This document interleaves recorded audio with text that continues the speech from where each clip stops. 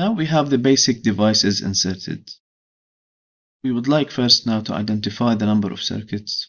Then we need to define the voltage or the volt amps for each type of device. Then we would like to assign the circuits, and then we need to connect them by wires. After that, we will create a panel schedule. As you know, these devices are the minimal. You could always add on top. For example, in the bath, you could add a fan, extraction fan. You could add as well a hood extraction in the kitchen. You could add the AC. You could also do the plumbing, the mechanical components. All right. So what we are doing here is the basic minimum. This is only to show you how you connect things together.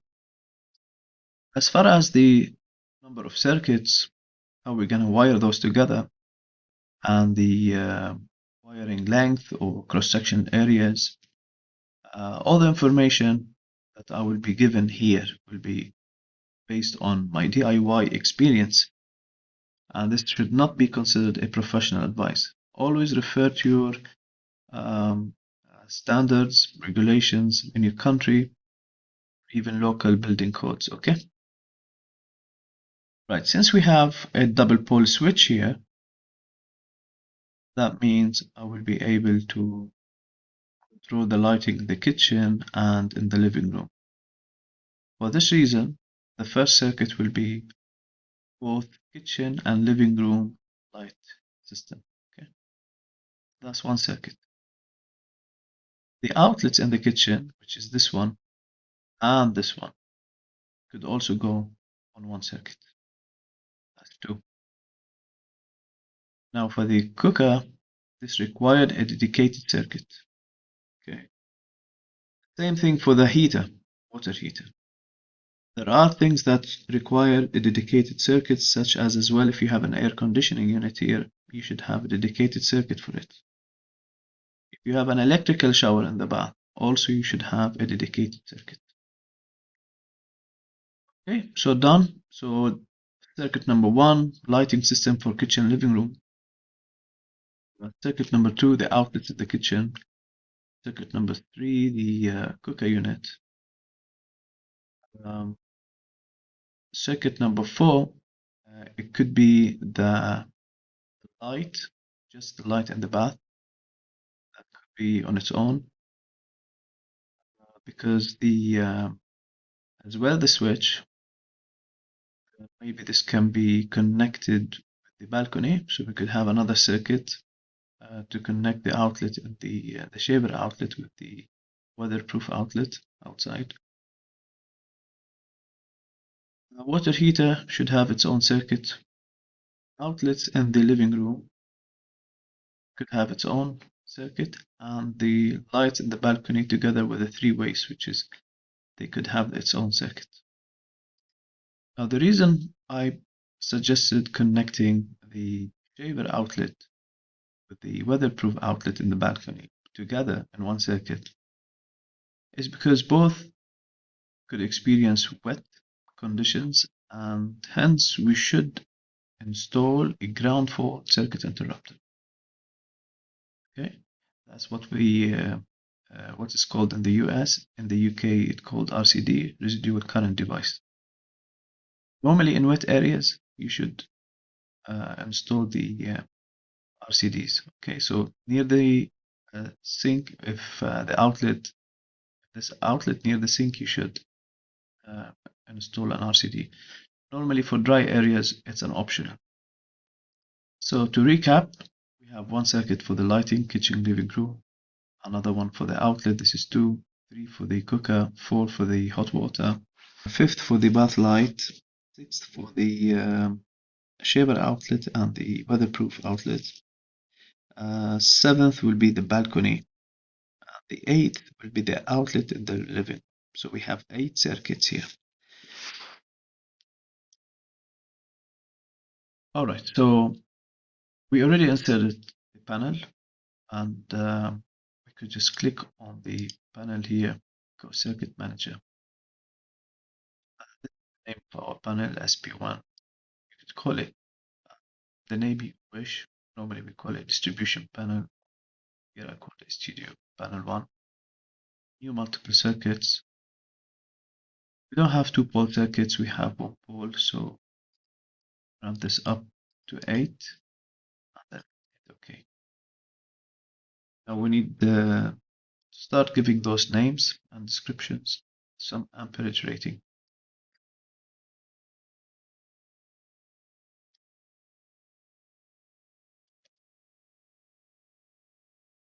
So this is our first circuit.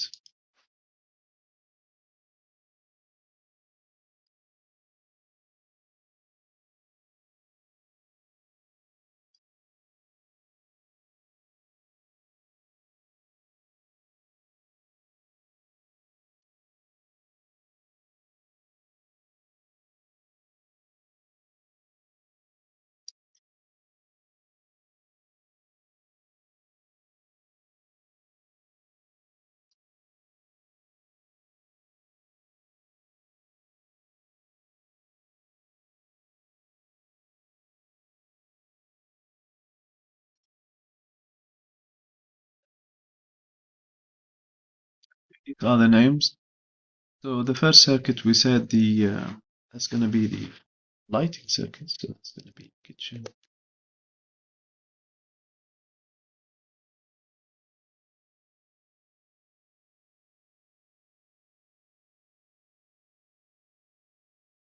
Light. Second one, the kitchen outlet. Right.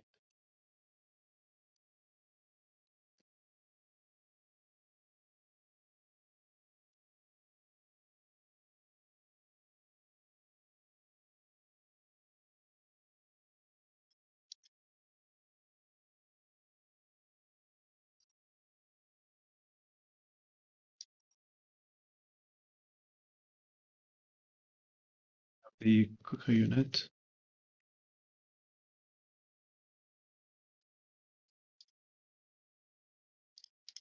I'm filling those out in the way we described them on the plan. So after the cooker unit, uh, maybe it was the bathroom light.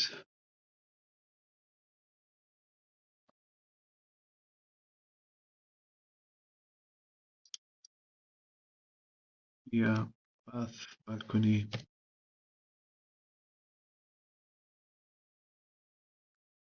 It's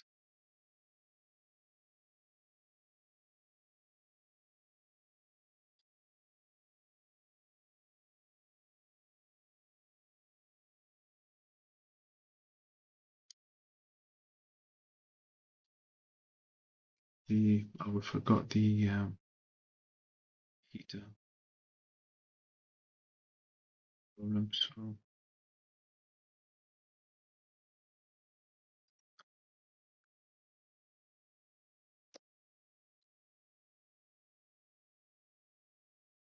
socket.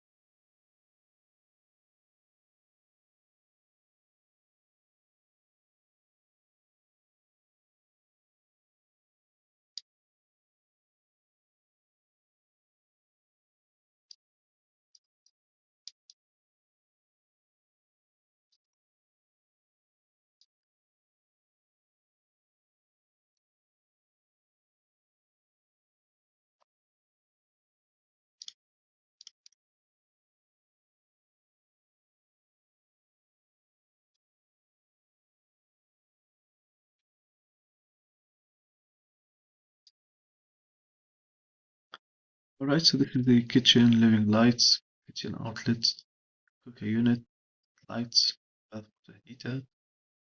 That's the sockets in both the bath and the balcony. This is where we're gonna have ground fault, circuit interrupter, residual current devices, balcony lights, and living room sockets. As far as the lighting, uh, all lighting will be having a circuit breaker of 10.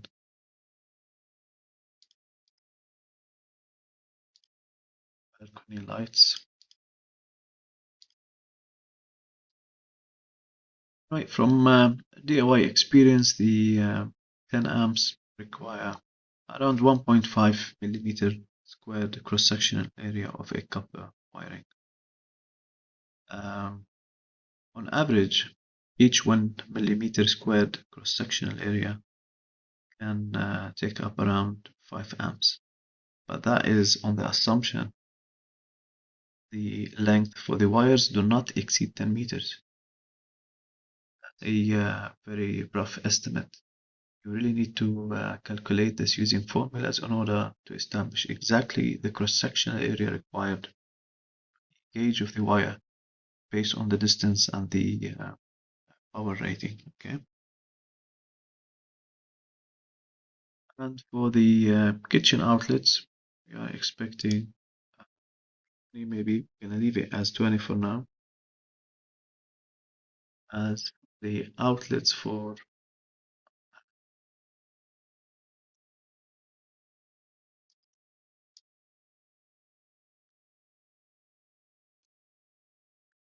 sockets for the bathroom and the balcony. The living room sockets 16 as well. What else? A unit 32. Water heater. I think maybe 20 amps. Leave it as 20 amps. Right, now for the 20 amps, we are expecting a cross-sectional area of 4.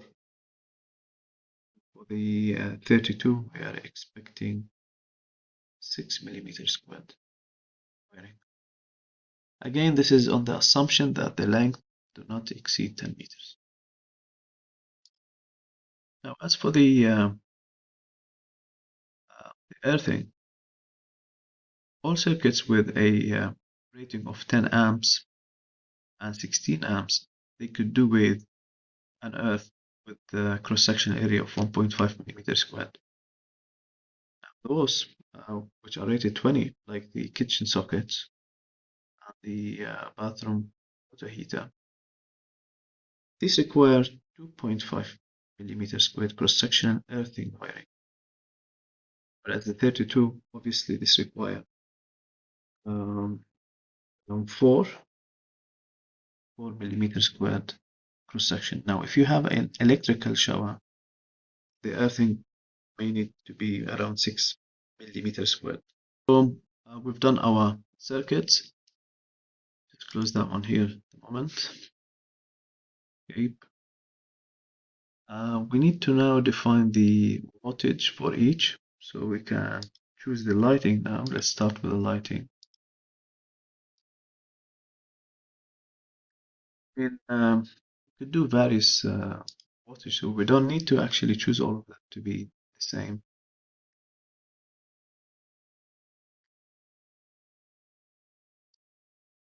So maybe you can just choose those at the moment. Circuit properties. We're gonna choose the, just ignore those. Let's go to the load phase.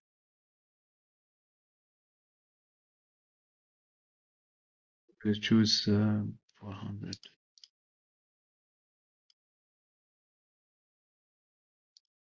Power factor 0.95. Do it. Whereas the Bathroom lighting could be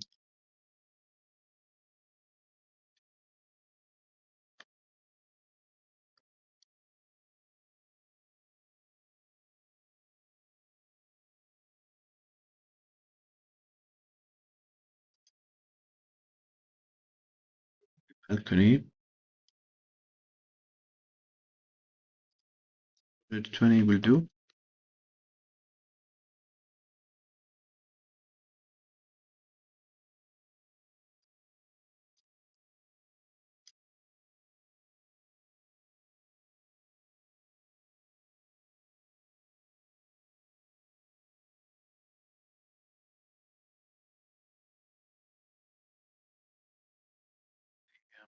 Living room outlets.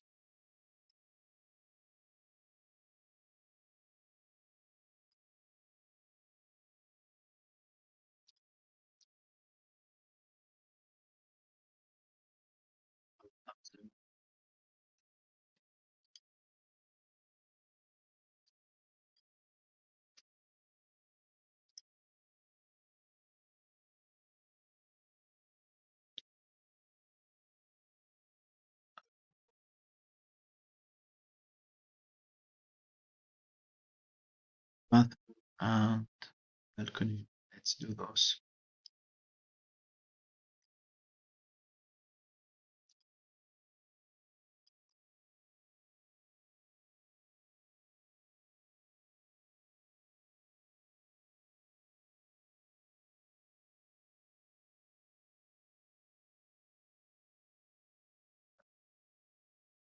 Now we have the kitchen sockets.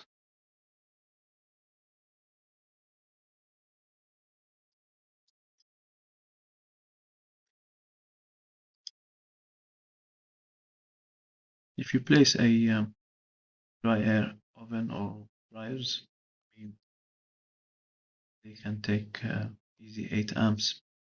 So these sockets should be ready for such load.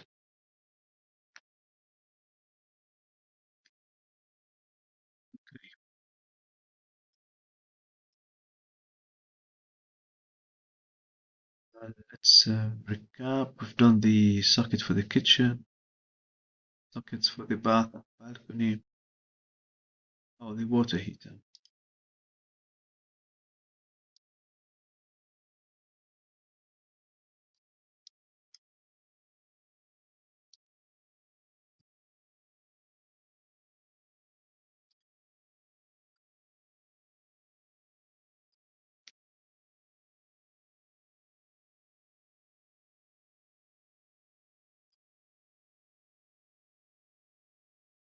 We've done the lighting here, done the sockets, lighting, have the device.